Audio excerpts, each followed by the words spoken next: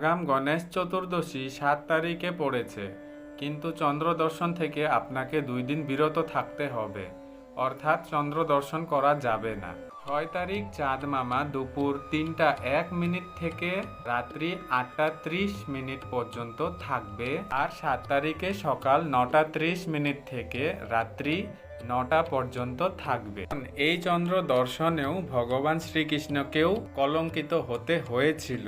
যদি ভুলেও চন্দ্র দর্শন আপনাদের হয়ে যায়, তাহলে এই মন্ত্রটি ১০৮ বার জপ করবেন। আমি স্ক্রিনে দিয়ে দিচ্ছি।